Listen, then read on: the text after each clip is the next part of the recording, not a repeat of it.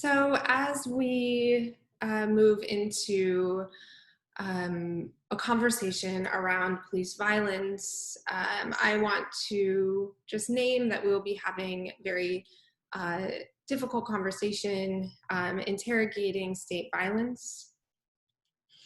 As you've seen during the poetry section, you can ask questions at any time.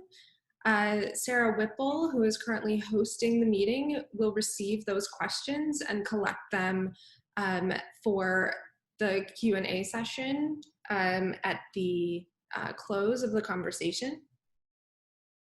You'll also see in that chat box that if you want to be on the email list for updates to the teach-in series, as well as links to resources and follow-up action items, in addition to links for the recorded YouTube sessions, you can send that.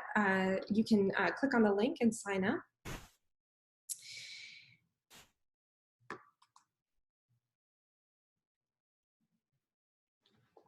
I also want to thank the School of Arts and Humanities, the Gender Center, and the Office of Community Engagement for their time, labor, and vision for this ongoing series. As Sarah is preparing our the participants in our conversation and preparing the screens to set up, I think it's really important that before we start this discussion, we acknowledge that this teach-in series is taking place on occupied Indigenous land. We recognize the people of the Comanche, the Apache, Caddo, Kickapoo, Kiowa, and Wichita nations and their descendants as the original caretakers of this land. We recognize the presence of all other nations who are not explicitly mentioned in this acknowledgement. We also recognize displaced Indigenous communities throughout this land who may not necessarily be a part of these nations. We acknowledge that the US state federal government has displaced and continued to displace Indigenous peoples. We recognize that Texas was and is a part of Aztlan, the homeland of Mexica peoples. We honor Indigenous cultural and ancestral connections to the land that we stand on, as well as the waters of the sacred springs that we walk along. We recognize that Indigenous peoples are present with us today. We acknowledge the historical traumas of colonialism, and we aim to honor and respect Indigenous peoples, their sovereignty, culture, customs, and beliefs. Right? And we respect those who are in the process of reclaiming their indigeneity. I'm so grateful to the participants who have joined our conversation today. I will introduce them shortly, but this has been a uniquely intense summer, especially for those working to resist state violence. So our guests today have generously carved out time to speak with us. I also want to name, before we begin our conversation, that border policing, ICE, xenophobia, this will not be a specific focus of our conversation today, but we do have one such conversation scheduled for the fall, so please do sign up for that email list, keep an eye out, and stay tuned for the exact date for that conversation. I want to start today by offering some brief thoughts on the history of policing, right? I want to think about the future by looking to the past. And I want to be clear that in this history, my concern is not with individual officers, right? My concern is with the deeply rooted historical structures of policing that continue to shape our everyday experiences. Law enforcement on this land is rooted in foundational violence, the violence of patriarchy, colonization, and slavery.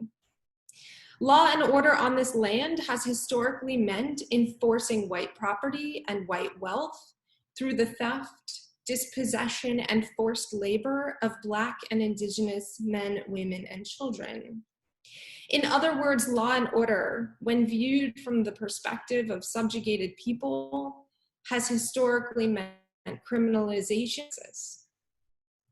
Prior to the lethal advent of European colonization, there was no such thing as prisons and police on this land.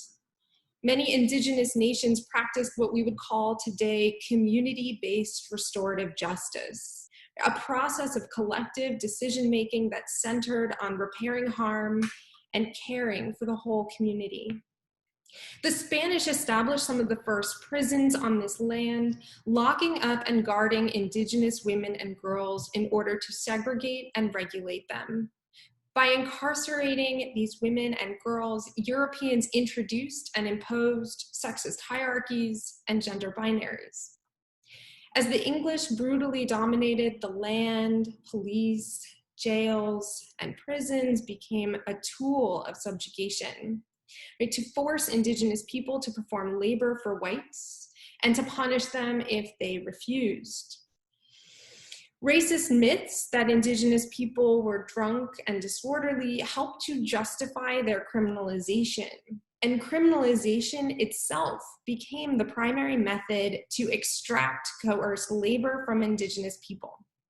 In the West, in particular, incarcerated Indigenous men and women, so-called convict workers, built the earliest roads, bridges, and buildings, and performed domestic labor in white people's homes. Colonization and law enforcement worked hand in hand. Slavery and law enforcement also worked hand in hand. Slavery was a legal regime. I can't stress this enough. Slavery was legal. Right? Therefore, law enforcement literally meant enforcing slavery. Some of the earliest police forces were deployed to surveil and patrol enslaved men, women, and children. After the Civil War, slavery became illegal with one major loophole. Right? Slavery was ruled unconstitutional in the 13th Amendment, but with the devastating exception for people convicted of crimes.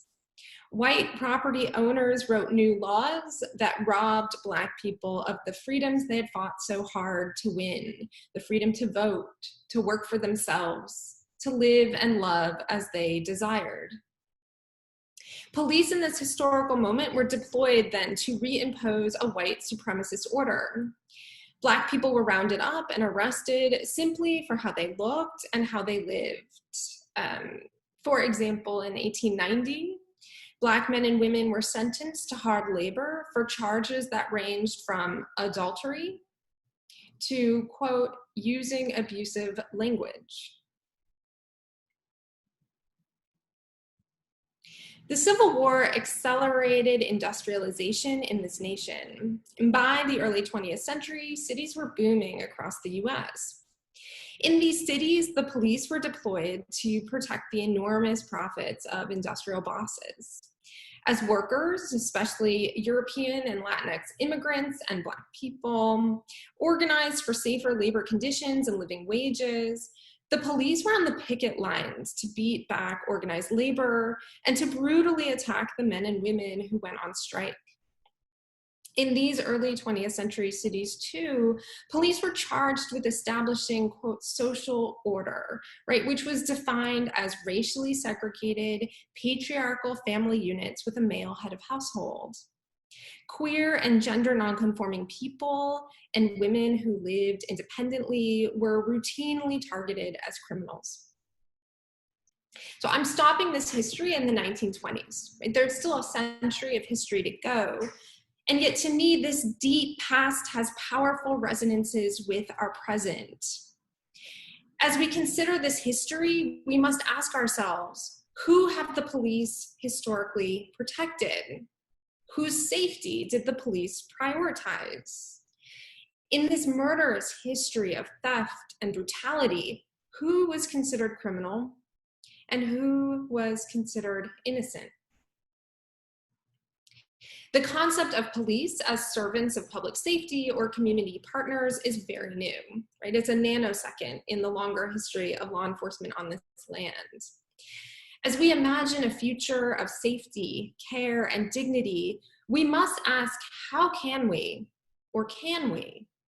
reconcile the history of law enforcement with our contemporary society?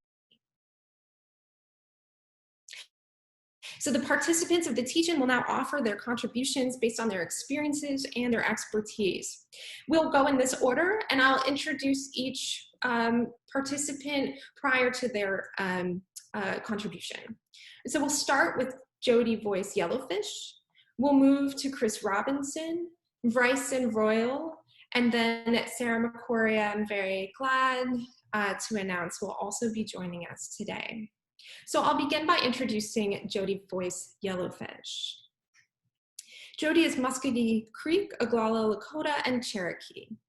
A product of the US government's relocation program, Jodi was born and raised in Dallas and has lived in Oak Cliff her entire life. She attended Haskell Indian Nations University in Lawrence, Kansas, where she received her associate's degree in social work and studied for her bachelor's in Indigenous and American Indian Studies. Jodi is an ambassador for American Indian Heritage Day in Texas, Indian Citizens Against Racial Exploitation, as well as chair Murdered Indigenous Women, Texas. Jodi's also a member of the steering committee for Dallas Truth Racial Healing Transformation, and also with Our City, Our Future. Jodi is an adoptive parent, and we are so glad to learn from Jodi today. Thank you, Jodi.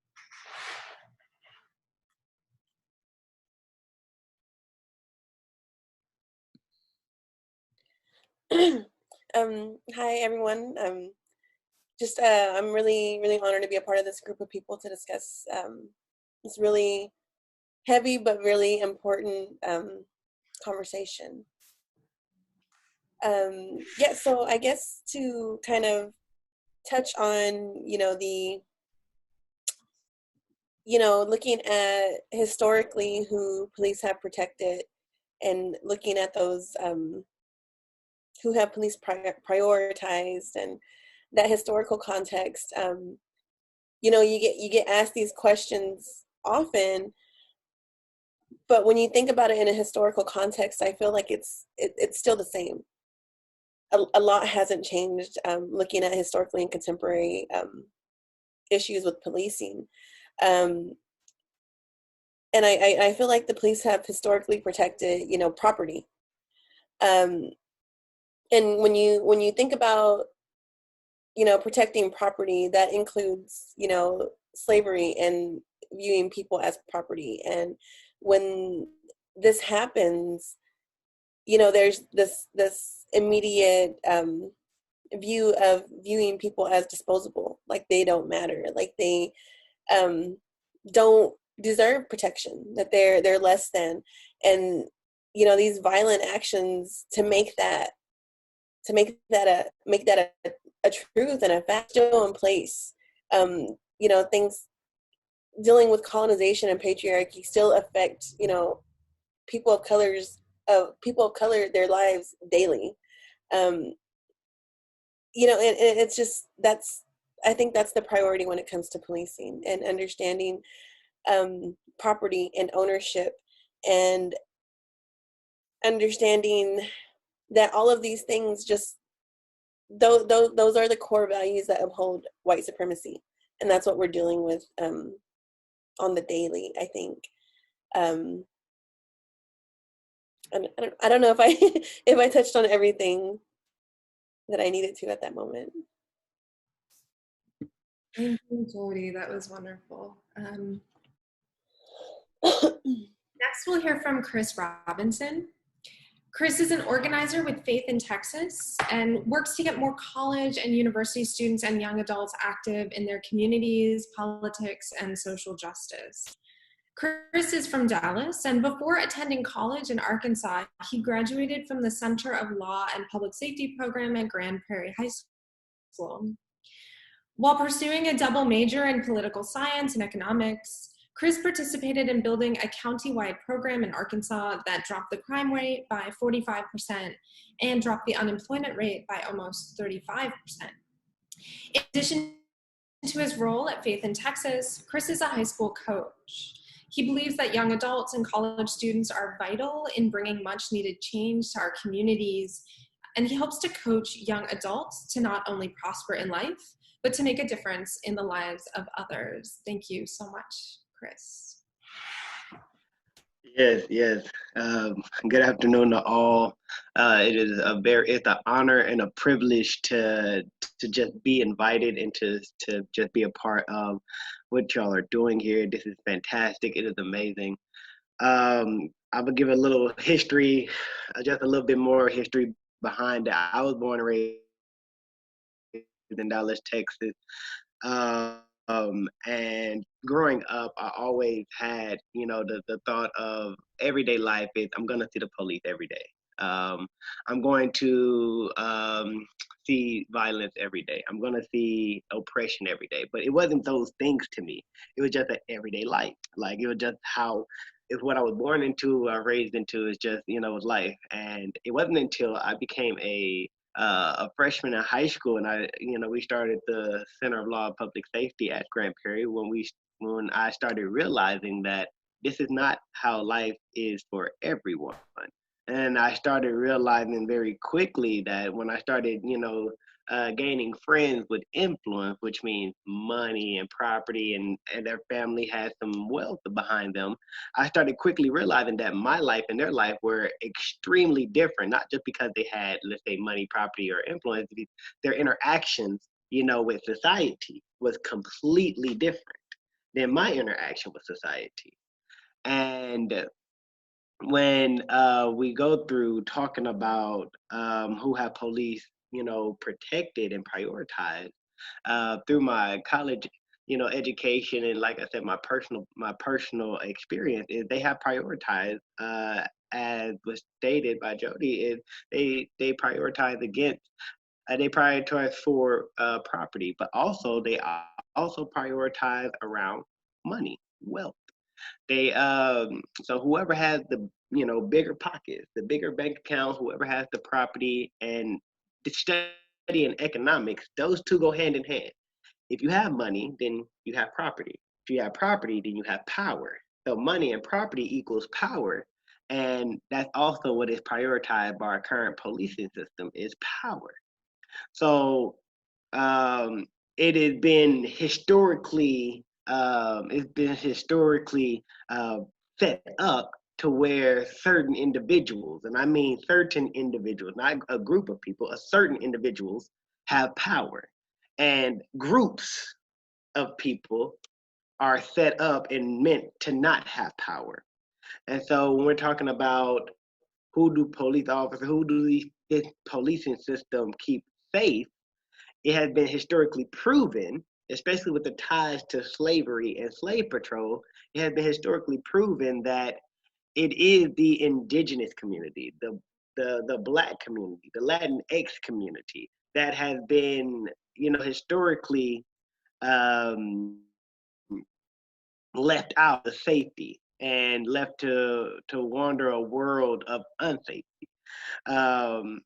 And it's also been just even my current day work. When I say I want to get involved with students, I feel that students recognize this a lot sooner than I did, and have bright ideas of kind of sort of how we can move about and reimagine kind of sort of what does safety mean. And a project that I always start off with is when you imagine a perfect day in your life, just a perfect day, do you see a police officer? So that's my spiel. Thank you. Thank you so much, Chris. Really important questions to think about. Next, I'm so pleased that we'll be joined by Bryson Royal. Bryson is a senior electrical engineering student here at UT Dallas. He's been involved in organizations on campus, such as the National Society for Black Engineers and the Black Student Alliance. Bryson is currently the lab manager for the ArtSci Lab, a research lab in ATEC. And in his free time, he enjoys reading novels and comic books, drawing, and listening to music. Thank you so much for joining us today, Bryson. Hello, I'm Bryson Royal. I just want to say first, thank you for having me.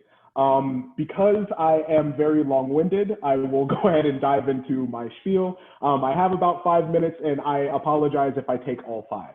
So the reason why I was invited today, or one of the reasons why I was invited today, is because I've been very vocal about an experience that I had with the police very recently.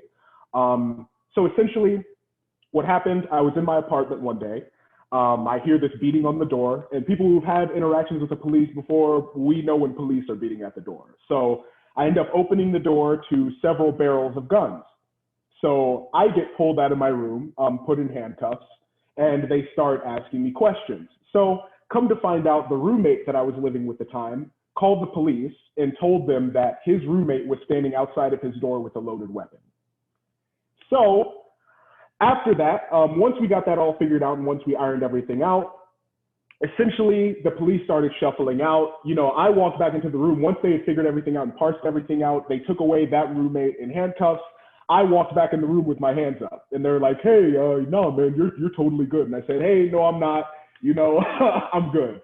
So I have a father who is who was, before he retired, a Dallas firefighter. So he's always been very vocal with me about the police and their merits, but also has been very vocal about the police and their detriments and the things that they do to maintain their power and what they do to protect their property and the property of those with power. So I admired the class analysis put into place by Jodi, Chris, and Anne and the conversations that took place before me.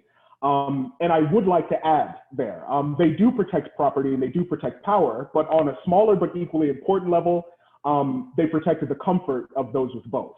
So in my conversations that I had with my roommate after, I ended up telling him, "Hey man, I have to say, you've lived with roommates and been using drugs in this apartment for a long time. So while you're telling me that this was totally the result of the drugs you used, why has this never happened with anyone else before? And why is this the first time this has happened? What is the difference here besides me being a new person, looking how I look and being how I am?" So I think in all of this, and after everything happened, and sorry to go on a little bit longer, the next day I had to basically call the police because I was trying to move out of that apartment to get out, because the police told me he could be back within a couple of hours if his toxicology report comes back clear. So I ended up calling UTD police and asking them, "Hey, could you escort me to my room? Could you look inside? Could you make sure that he's not there?" They say, "Sorry, not in our jurisdiction, call Richardson police." I call Richardson police. They end up saying, essentially, I get met with this very dismissive officer who says, "Well, we're not going to do that. You know, if you decide to go back there and move your stuff out, then whatever." So then we call UTD again. They tell us no again. So then me and my father, we go to the UTD police department headquarters on campus, which is right across the street from Northside, where I live, to be clear on that. We end up talking to them and I say, "Hey, this person, the police did a search warrant on his room. He had a gun in his room that he was not supposed to have. How am I supposed to stay safe?" And one question that my father asked that my mom tried to encourage him not to ask, and this was that I thought was because my father said, "Okay, so if you guys are refusing to come up to the apartment and you guys are saying we don't want to, what's stopping me and a few of my friends as legally carrying gun owners from protecting my son?" And he said, "Would you be okay if we all got guns and protected my son?" And they said, "Oh, whoa, don't do that." So then me and my father both basically just looked at him like, "All right then, so what are you going to do?" So then they ended up coming. We were met with a couple of officers. You could tell that they were a little bit irritated to be there. And they ended up just peeking inside the room, closing the door and leaving. So I had a lot of conversations with the police officers. The police officers who were on the scene at the time, I don't have too many grievances with them because they did, in essence, what you're supposed to do when you get a call saying that someone is in the room with a gun. But the main reason and the main thing that I want to talk about here is that beyond the conversation, the very important conversation that we need to have on police and police violence is how that violence is weaponized against those who are disenfranchised and who weaponizes those institutions and who do the institutions benefit. And one point, and the last point that I'll make, sorry, I'm coming at the end of my 5 minutes. I ended up asking, I said, "Hey, when this guy called and said that there is a crazy guy outside of my room with a gun, you guys came with 20 officers. But somehow when I say there might be someone in my room who has already threatened my life as far as I'm concerned, you guys can't even send one officer to check up on me." And that to me distilled down to its base level, the inequities in policing and how policing is exercised on minority communities and white communities. So that is kind of the genesis of my conversation today, and kind of the ideas that I wanted to propagate in this section. So yes, thank you.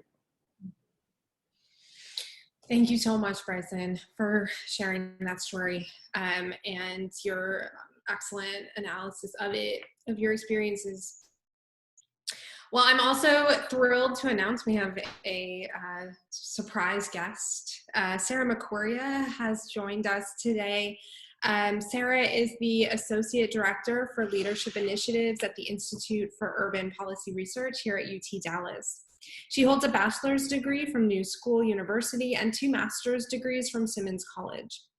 In addition to her work on campus, Sarah is a co-founder of Mothers Against Police Brutality, a founding partner of the Steward Cultural Development Group, and a co-founder of Young Leaders Strong City. Sarah is a mother and lives with her family here in Dallas. Thank you so much for joining us today, Sarah. Hi, everyone. Sorry, I was trying to adjust my hair in this light. Not great lighting. I hope you all are well. So, hi, UTD family. Hi, Jodi, and everyone else. I am also a member of Our City, Our Future, so I'm so happy to be here with my colleague Jodi and with so many of you. This has been a really interesting conversation. Hold on, I'm sorry. This has been a really interesting conversation and a really important one. And I think that, I'm sorry, you all, I'm having technical issues. Hold on one second.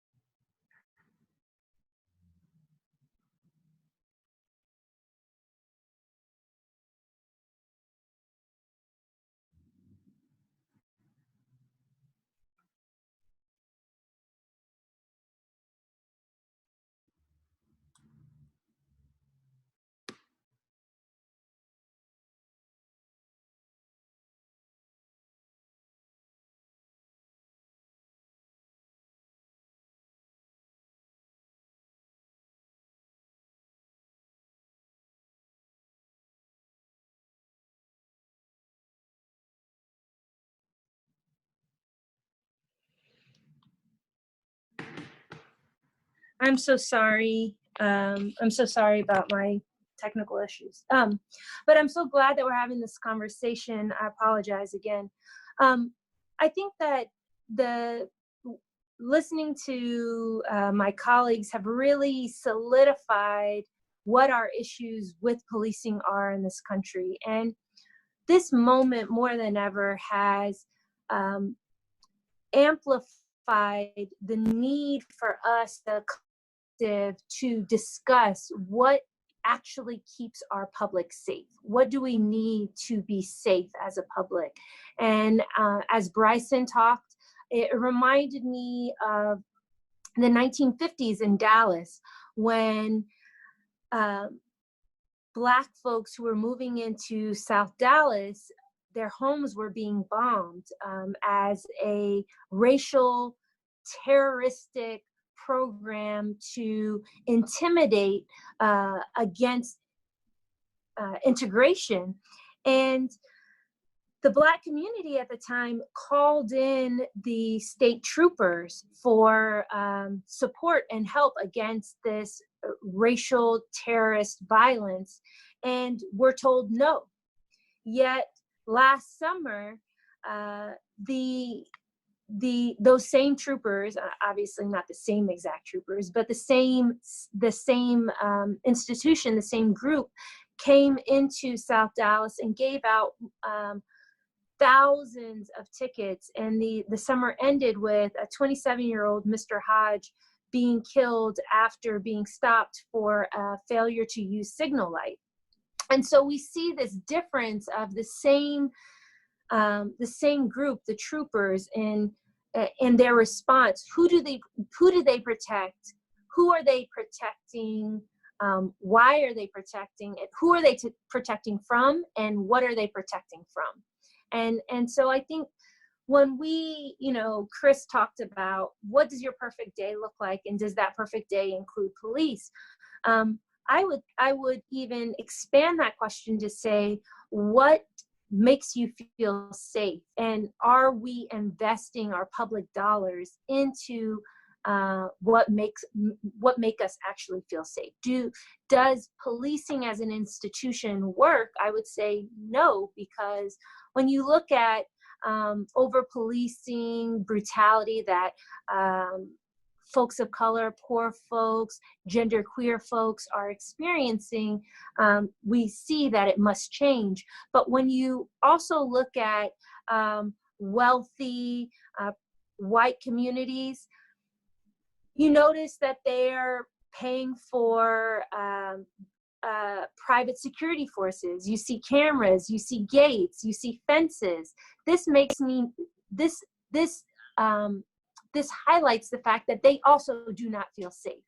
So I say that to say, on the full spectrum of our community and our society, we are not feeling safe and connected and protected in the ways that we need to.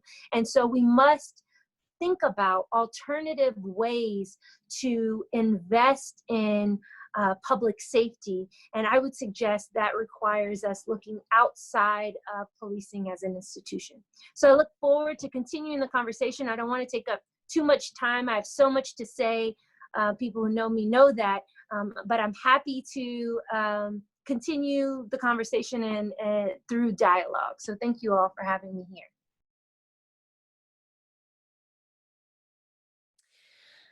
Oh,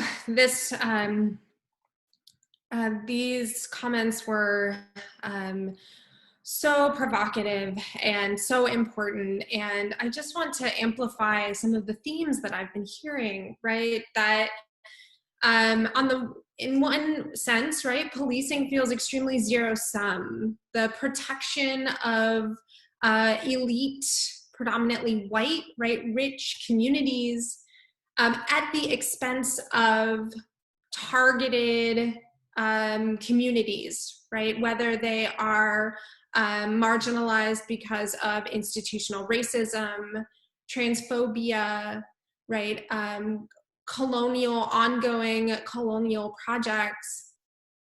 Right? So if there is an argument, right, that the day without police, right, that is the everyday experience of elite white people, but that safety, that invisibility of police for them is funded by this deep well of violence that is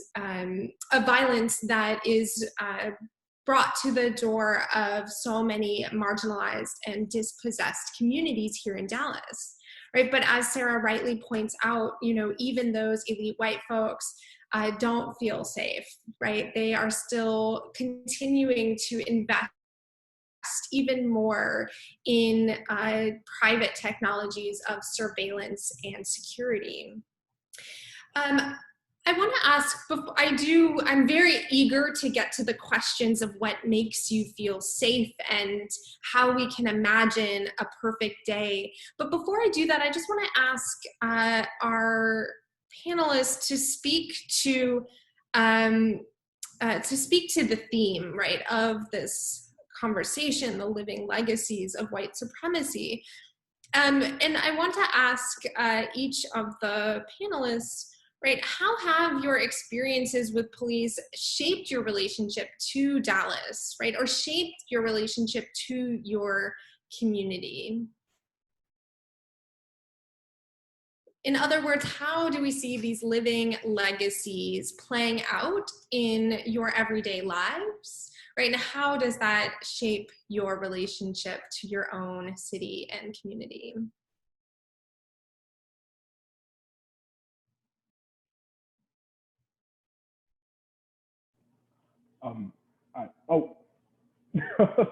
Is there a specific order that you would like to go in? Sorry. Oh, you know what? It's Zoom. I'm sorry. If you'd like to speak, you can go ahead and just show me, but otherwise maybe we can see each other's faces now. So feel free to chime in if no one looks like they're about to speak as well.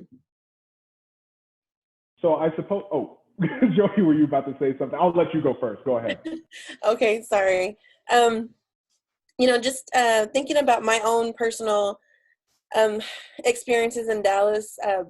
The first thing, having these conversations around policing, especially in Dallas, you get asked that question, what has your experiences with the police been? And, I always think about, any of the work that I'm doing around understanding policing or anything like that, it's centered around, what Sarah said, what makes you feel safe? When do you feel safe? How do you feel safe? And, my first thoughts of police, of course, go back to when I was really young, child. I've lived in the hood my whole life. I grew up in Oak Cliff. I grew up in Dallas, and I felt safe in my community, and never would I say the police made me feel safe. Living in these poor communities and dealing with historical traumas and intergenerational traumas, we people of color, we have, we deal with more mental health crisis than other people, and I've seen that my whole life. I've seen, like what the protocol is today in Dallas is 5 uniformed police officers are called for a mental health crisis. And when you're a kid and you see this up and down your blocks in your neighborhood, it's scary. When that, somebody just needs help and not to be criminalized for being or, existing basically. And, existing with these traumas that you have no control over, seeing who's criminalized with not engaging in criminal activity, seeing that, the people that are criminalized the most are those in need. The people that need the most help are the ones criminalized. Criminalizing poverty, that's what I grew up with. That's what set the tone for my life, in seeing police in my city. So, that naturally shapes, your entire life in dealing with the police. So it's like, I can say, of course, yeah, you go to another side of town, you're going to get followed when you go to the store.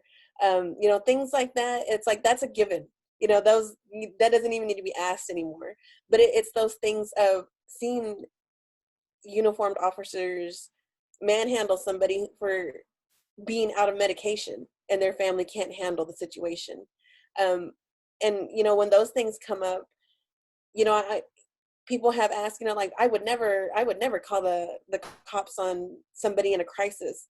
There are a lot of situations that require a person to need more help.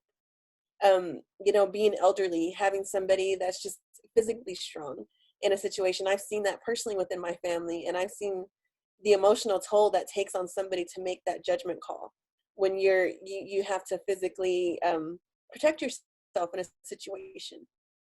And, there's with guns and bulletproof vests, they don't help the situation. So it's those things have set the tone for how I see everything, with the police in my life and, my loved ones' lives.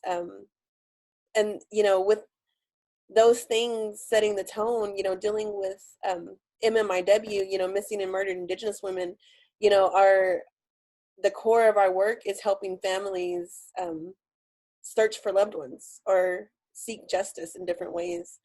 We kind of fill in those gaps, which is hard, when you've grown up seeing how the police are, when you need to work with the police, to seek justice for families. Like it's really hard.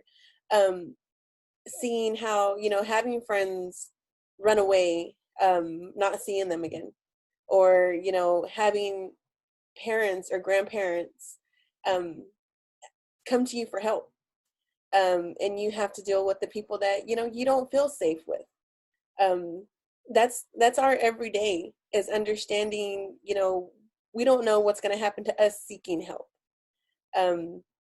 you know, dealing with like issues like, you know, people running away, you know, you're told like those things, well, they're, you know, that's a choice, you know, they weren't abducted, you know, but you know, it's fact, you know, we have the numbers to prove, you know, and even our own experiences to say, you know, like with our organization, we've had somebody run away and we've helped their family, and within hours they were with pimps in their area. You know, it's, you know, there are predators that know these things, that know your vulnerabilities, and you know, we have entire communities that are vulnerable. And you know, even that I hate to say, because it's not that we're vulnerable by a choice or by the choices we make. It's, you know, we're targeted, you know, because we're, you know, we don't have the resources to come out of bad situations, you know, to come out of poverty, to come out of domestic violence or incest or abuse. And, you know, people don't run away for fun. They're running away from situations that cause harm.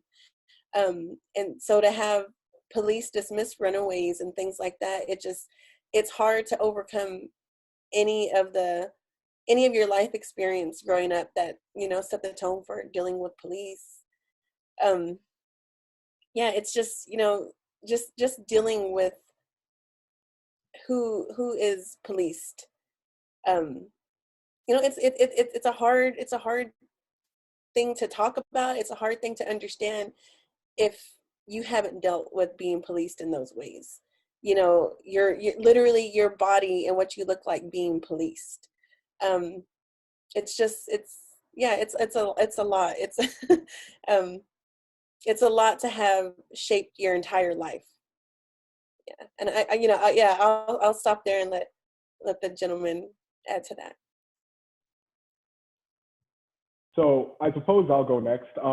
Growing up, I grew up in a very different context. I grew up middle class, you know, upper middle class. I grew up in an area really around UTD. And it's funny seeing the differences in how, you know, even though I came up in the same areas as a lot of my white contemporaries, I never had the same opinions on police that they did. Because I always saw and I was always taught to be afraid of the police. And that wasn't a product of my parents being paranoid. That was a product of them trying to survive. My dad, again, was a Dallas firefighter, and he saw how police behaved with a lot of the people that they'd arrest. There were a few stories, more than a few stories he's told me. And this is a story that I would ask not to be repeated too much because, I don't want any blowback on my dad. But speaking to mental health, he was saying he was a paramedic a couple of decades ago. There was a lady who was having a crisis and who was about to commit suicide. She had a knife to her chest.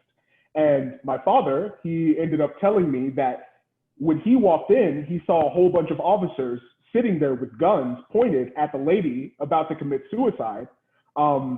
And they were like, why would you point guns at somebody who's having a crisis like this? She's about to hurt herself. She's not about to hurt you all. He ended up saying that a couple of his coworkers had to go up behind her and kind of grab her and tackle her. And it's like, that was really a good view on how policing happens and with people with mental illnesses.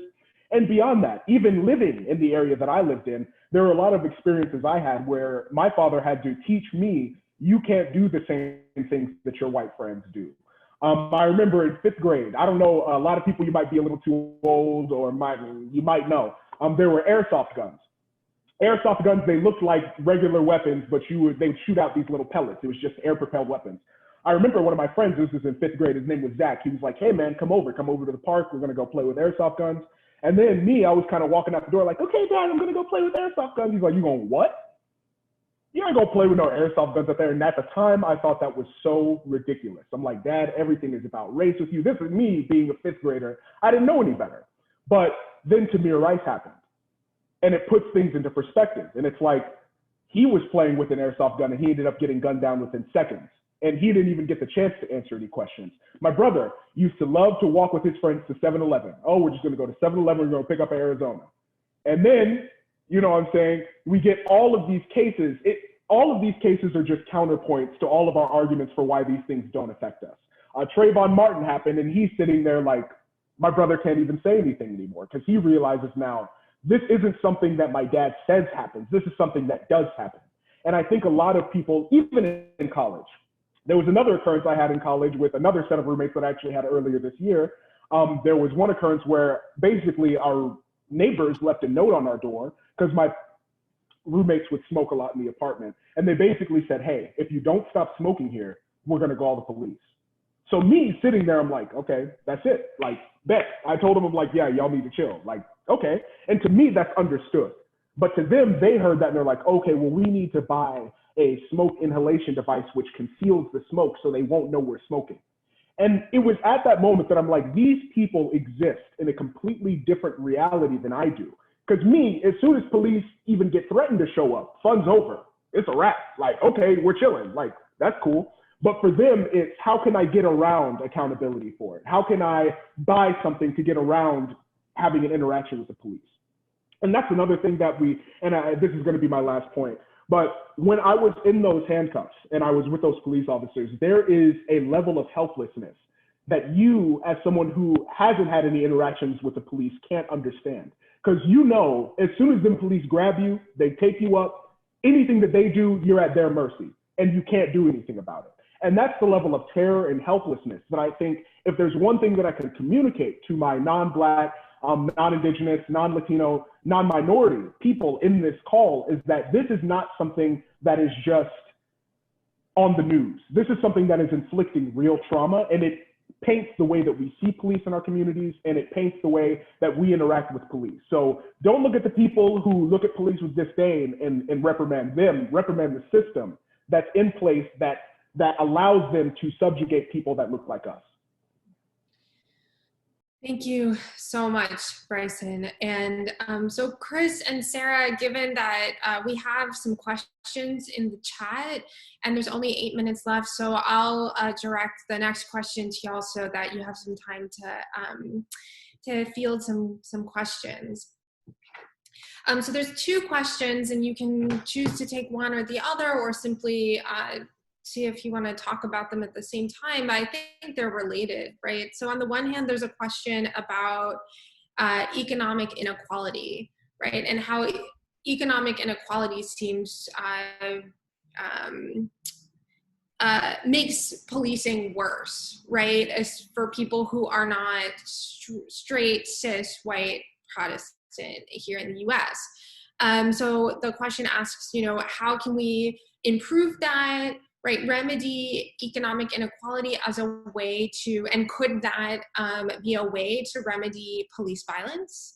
And the second question is about creating a safer Dallas. The question is, what work is being done on the ground now to create a safer, to create that experience of safety that we've been talking about. So I'll leave that to Chris and Sarah. So these are both really great questions, and I don't want to take up the whole 8 minutes, so I'll be really, really fast.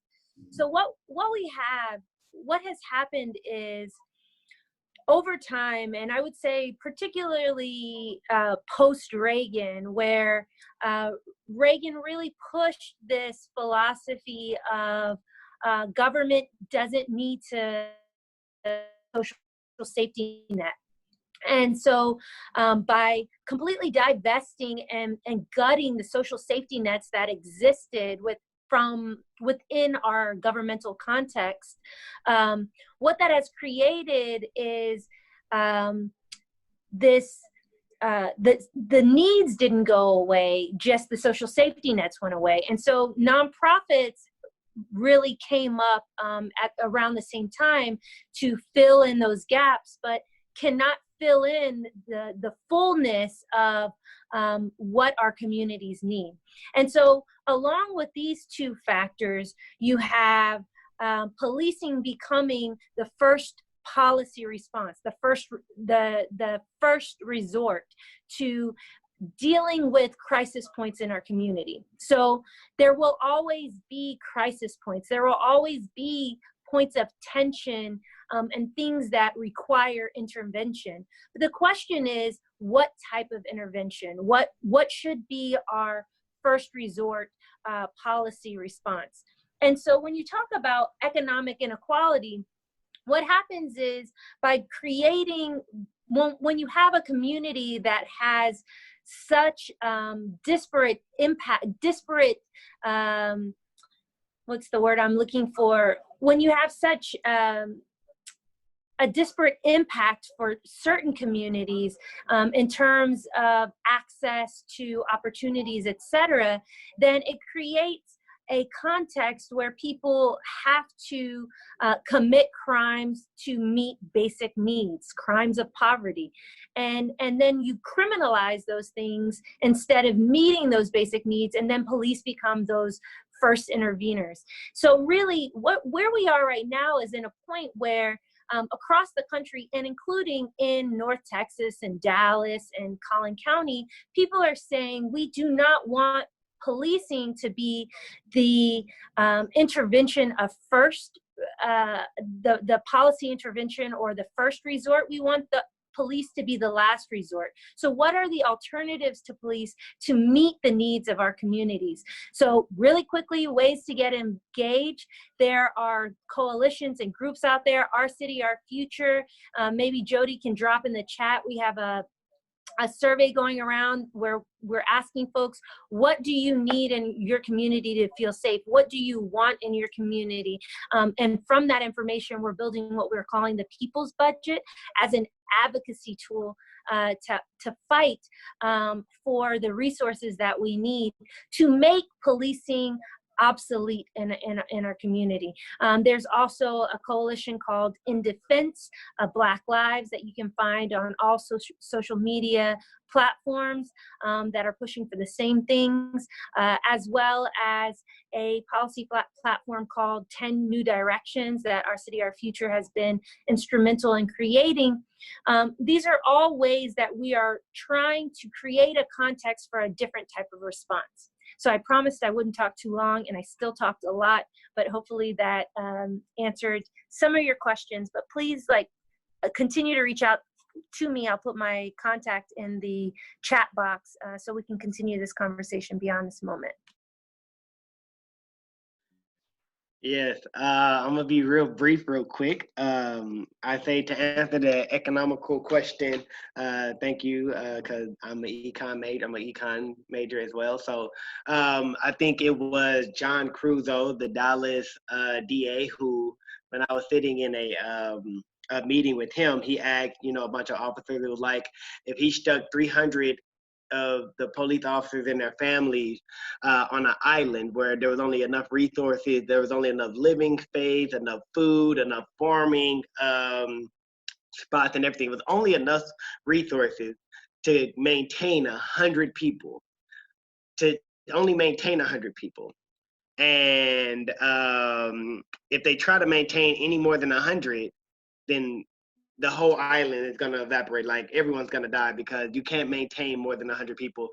And, the officer was like, well, my family's going to have a spot. My family's going to have a spot. My family's going to have a spot.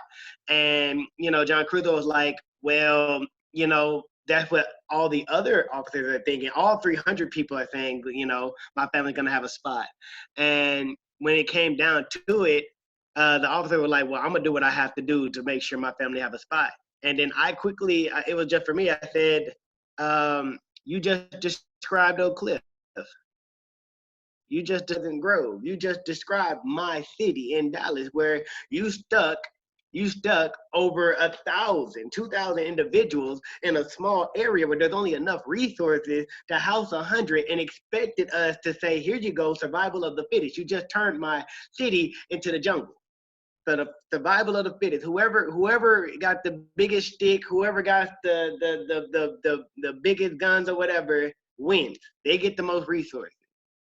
Instead of saying, okay, we're gonna put enough resources for everybody to thrive. So I think number one is we need to provide more resources in the community for everyone to thrive. Not just survive, where people live in paycheck to paycheck, but what's happening is people are stealing, and it's not because they're stealing because they want to steal it. People are stealing from grocery stores. Why? They don't have food on the table. People are stealing clothes. Why? Because they don't have clothes to wear. People are doing all these things. Why? It's resources. So if you provide people with resources, or even provide people with, let's say, livable wages where they can pay their rent, pay their bills, pay their car note, pay car insurance, which we have to have, and then give them enough money where they can literally go have a little fun, then maybe people, watch the crime rate just simply go down. And then I'm gonna end there. But talking about what we can do, what's happening now, I work with an organization called Faith in Texas. We have a campaign called Road to Liberation, where we are actively looking at, defunding some things that the government, we're actually looking at defunding the mass incarceration industry, so the jails and prison system, and cutting some of those budgets off and putting it back into the community, putting it back into society. So you can get involved with Faith in Texas as well. We're actually moving on our campaign called Road to Liberation. I myself, and like I said, I'm engaged with students and universities to get students and more young people involved into the work, getting bright ideas from them. So if whoever I got to send a link for Faith in Texas to, I will definitely do that. That way they can drop it in the chat box. But I see I went 1 minute over, and that will be my spiel.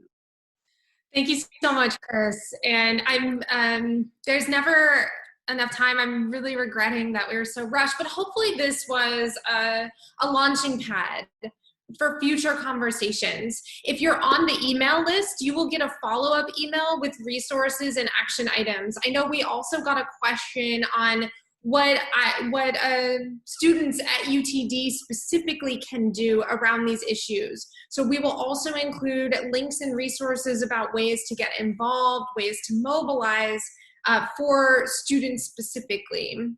Make sure you're on that email list so that you can get a follow-up email from us with all the links that have been mentioned in the conversation: Faith in Texas, Our City, Our Future, In Defense of Black Lives, and other books and resources that you can consult.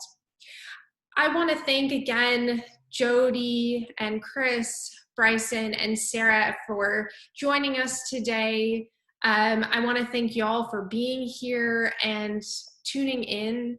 I also hope that you'll take a quick hour, a little lunch break, check your email, take a walk, and then come back and rejoin us at 2:30 for a conversation on holidays, on history, holidays, monuments, and memory. But thank you again so much to our contributors. I know that I will be thinking about what was said for days to come. Please do stay tuned for future teach-ins. And until 2:30, I hope you're well, and we'll see y'all soon. Thank you again so much.